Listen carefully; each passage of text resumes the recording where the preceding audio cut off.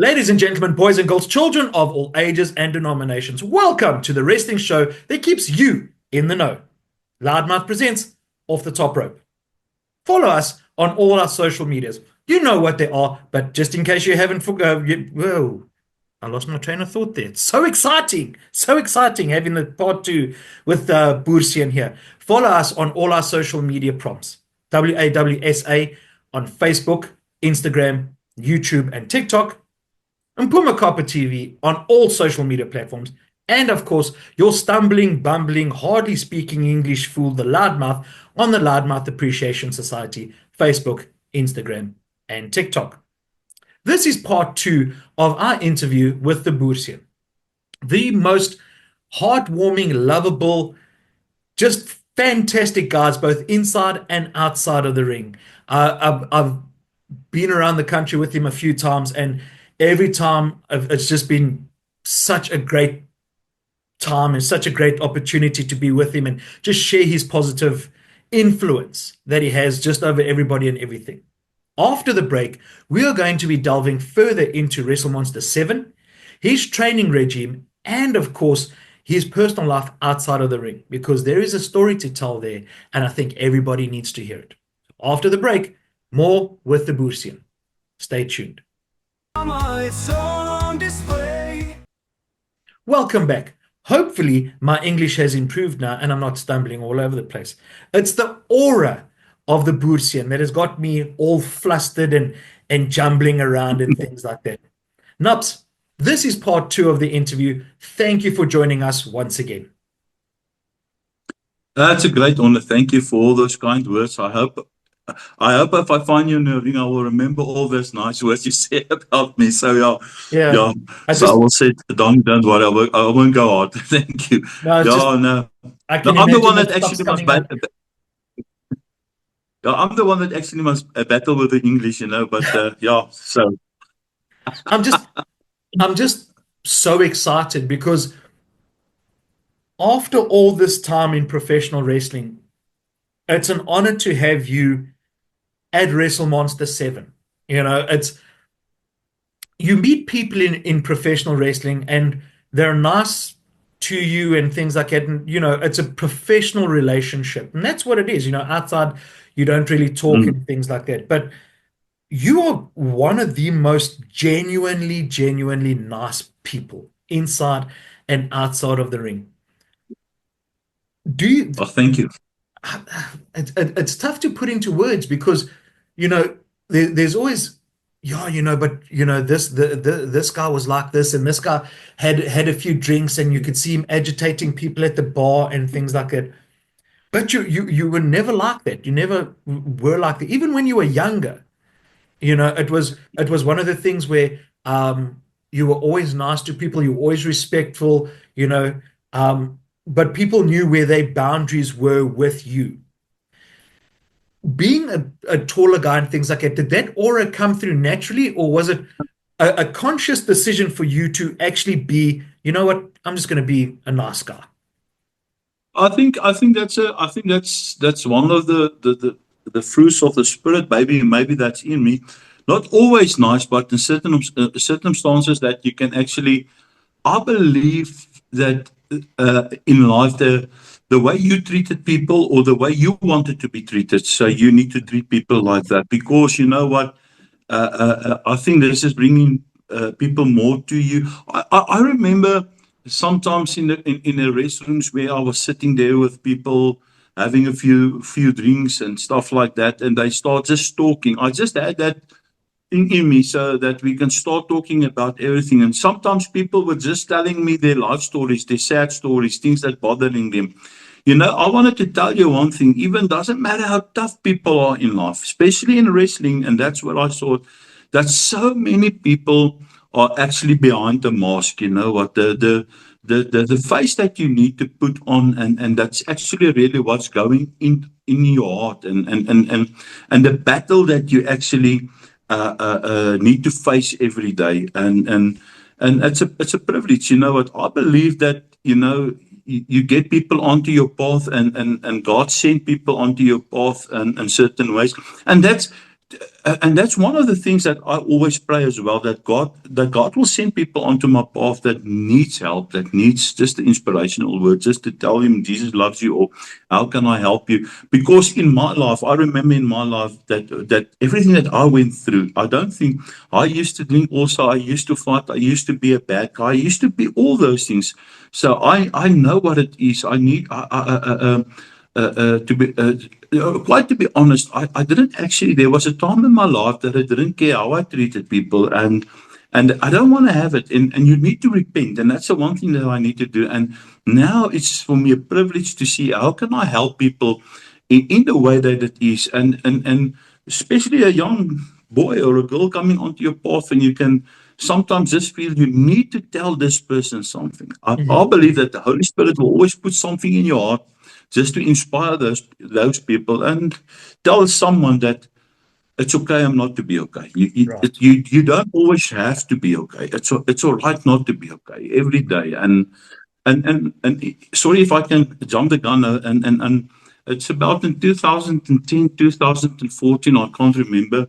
So I had this dream and I had this thing that the Lord put on me. So we were starting a wrestling show for Jesus, and yeah, so there was some wrestlers involved and stuff. Because why? The end of the story is that I remember we had it in Brakpan. It was also over the Easter weekend, and it was, and we had the ring there, and Steve Eden was there. All those guys, Harry, the Crow, he was the devil, and stuff like that. So, and the people in the crowd was sitting down there. That was actually before the Easter. So we started off with the wrestling match. So, and then we were telling a story about it. So what was the story, Donovan? So, and people need to listen to this, that every day of your life is a wrestling match. You don't have to be a professional wrestler like us, but since you wake up till you go and sleep, people wrestle with finances, wrestling in marriages, wrestling with kids, wrestling to find work, whatever, cancer, sickness. Every day is a wrestle match, and that's the work of the devil. And this is not, you know, how many times people are blaming God, and you know, can I tell you the truth today is that so many people about, you must remember one thing is we as people are making the choice. Right. So we making choices. So if I'm going to make a wrong choice, if I'm going to make a wrong decision, I need to take responsibility for the wrong Yeah. decision. Yeah. You can't, if something happened in your life and it goes wrong, then you blame God for it and stuff. And that was what it is. So at the end of the day, I was fighting the devil, and we had it was like a showbiz that day, that we used the wrestling. That was the platform to show people that this is how your life is. Some people are wrestling with alcohol, drugs, whatever you want to do. And I remember I was there and I was taking the bottle. There was tea in it, looks like brandy. So he tried to force it into my throat, and we had an injection and stuff like that. And then I can't remember who was playing the role of Jesus, and he was coming in, and I was at Jesus, and Jesus was actually just beating the devil. Right. So this is the message I want to give to people, is that when you decide to give your heart to Jesus, you're making your tag team partner. So this is the path after all these years that in the wrestling business, and that's why I'm loving the game, and that's why I'm going back to Monster 7. And when Mark Beal phoned me and asked me will I go, and this year I said I think the time is right. So I know something is going to happen there. Right. If it's behind the ring, behind the restroom, somewhere, I'm going to work with someone, and the Lord will send them on my path, and I will do something and give them a word and pray for them. And I think that's going to be the latter part of it. Right. The nice work you guys are doing as well, and the anti-bully, and I pray so much for Mark and them, and for you guys that going out there, because people are getting bullied. Big men are getting bullied, women are getting bullied, and this is how the world is today. And the bad news is that I want to give people is this is not going to get better; it's going to get worse, because this is the end times. This is the end times. So you need to stay focused. You Right. need to stay focused. You know? Okay. Okay. Wow, what a positive message. Guys, Yeah. after the break, we're going to continue speaking with Bootsie about the word and things like that. And then we're going to be asking some questions leading up to who he wants to wrestle at Wrestle Monster 7. Stay tuned. Welcome back to the show. A positive message before we went to the break from the Boosian. Follow us on all our social medias. The tags will be there with you. Being said, being the first person announced for Wrestle Monster 7, I know, maybe validation is the wrong word, but it's the word that suits the narrative here. Do you feel validated that with all your success in wrestling and with Thunderstrike and becoming a household name and all that you've achieved in wrestling, the validation that came from, say, from Mark saying, Boosian, I trust you enough to make sure that you are the first name that is associated with Wrestle Monster 7. Does that give you,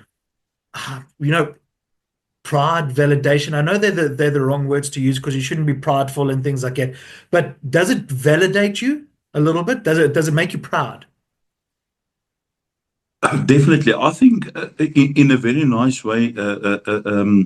It was a great honor to be That's asked to that's come, the the best way first to guy say to come actually to Wrestle Monster 7. So after all these years, that to be still recognized as one of his wrestlers. Yeah, all I can say is really thank you for giving me the opportunity. I'm feeling really honored to be there, and I'm gonna give my best. And yeah, so maybe it will be my last, maybe not. If it's the Lord's will, I will be back. But yeah, it's really a big honor to be back. I thought I was finished with wrestling, but I know I'm not. So after all these years, I think this is maybe a chance that there must be something big into this. So Mm. I believe it. In every situation, Donovan, there is always a spiritual warfare, and it's not flesh and blood. So Mhm. even in the wrestling industry, with good people, all these years in your work, you can work 20, 30 years at the same place. You will always have the spiritual warfare against people. And what I mean about it is that, you know what, if we can just talk about the wrestling career, how many times that I actually saw people with value, high wrestlers that was actually all there for themselves. I call it the unholy trinity, me, myself, and I. Mhm. And it's all about me. And out of that, there was a lot of jealousy, and that's a spirit of evil.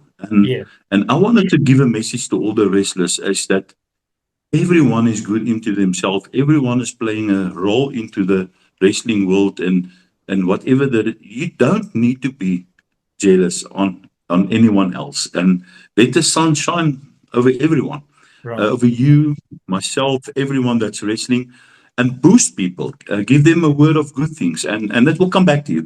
Yeah. And yes, to answer you, I think all the nice words and all thing that came eventually. This is what happened at the age of 51, coming back, be the first one to be asked to come and wrestle at Monster 7. That's a Mm. privilege, yeah. Absolutely, Mm. absolutely.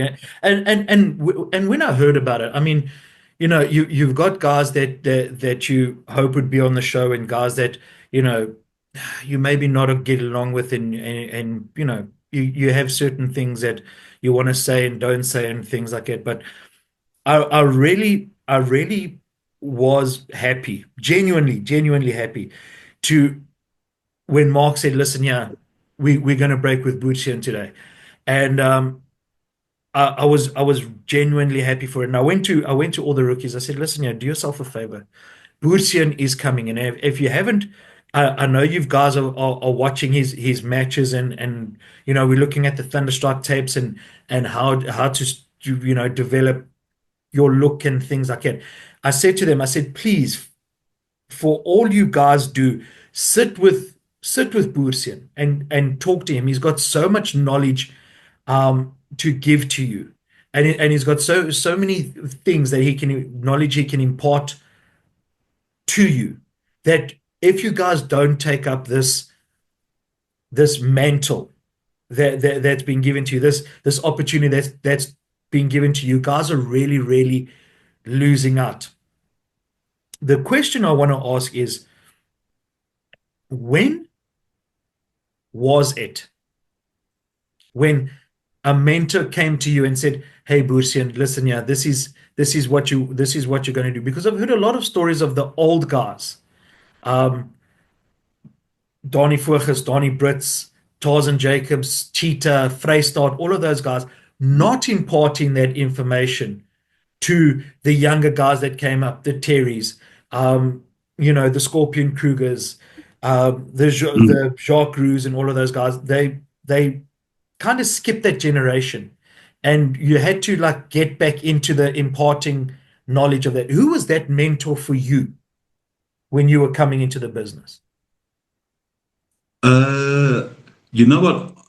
The mentor for me, in fairness, I wanted to tell you there was two guys that I always looked up and said yes, or three guys, if I can mention it. It was like before Mark Bill, actually, he's the third guy, was Paul Lloyd himself. Mm-hmm.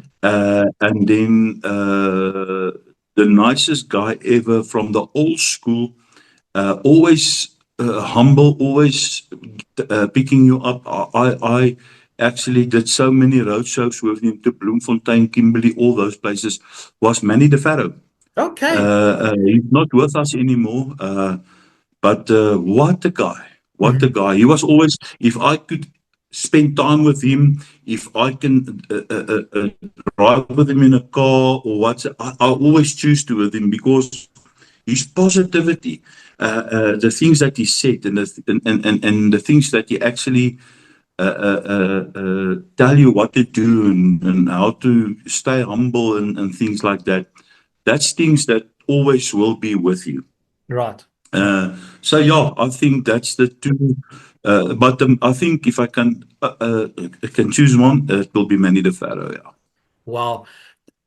You must remember you had Donnie Brits, then you had Donnie Voorges, and all those guys also they're also legends on the sounds. But just the one guy that was standing out for me was like Manny de Farrow. Yeah. Yeah. I remember. No, sorry, say. Remember when we had that reunion in Alberton? I don't know if you were there. Yes. At the rugby club. I was, yes, yeah. I met Manny de Farrow and we were sitting around the table, and that was the time I was doing the podcast. And literally, I took his number that day and he said, "Don, I'm busy with something. Call me next week. And we're going to set up the interview." And I called him the next week. He said, "Right, end of the month, come through to me. We're going to do a sit-down interview. I'm going to take you through all the old stuff." Because I used to watch him at the Portuguese Hall.